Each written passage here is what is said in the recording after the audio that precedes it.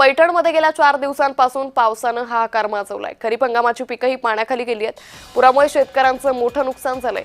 पांढऱ्या सोन्याला मोठा फटका बसलाय। बोंडे सडू लागली आहेत, सोयाबीनला कोंब फुटलेत, पिकं पिवळी पडली आहेत। शेतकऱ्यांची यामुळे चिंता वाढली आहे। सतत बरसणाऱ्या पावसामुळे शेतात उभी असलेली कापूस, मूग, बाजरी, भुईमुगाची पिकं ही पिवळी पडू लागली आहेत। तर याचाच आढावा घेतला आमचे प्रतिनिधी विजय चिडे यांनी। पाहिलं तर मराठवाड्यामध्ये पावसाने हाहाकार माजवला आहे।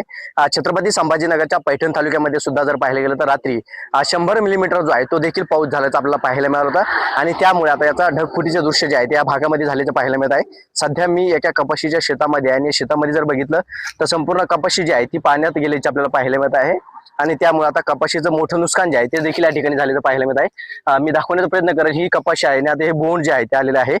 कापूस जो आहे तो आता फुटण्याच्या वेळेवरती आला होता, मात्र आता तोच कापूस जो आहे तो आता पावसाने भिजला आहे आणि बोंड जे आहे ते देखील आता खराब होऊ लागले। त्यामुळे आता शेतकऱ्याच्या हातातोंडाशी आलेलं पीक जे आहे ते देखील आता या पावसाने उद्ध्वस्त केल्याचं आपल्याला पाहायला मिळत आहे। छत्रपती संभाजीनगरहून विजय चिडे, जय महाराष्ट्र।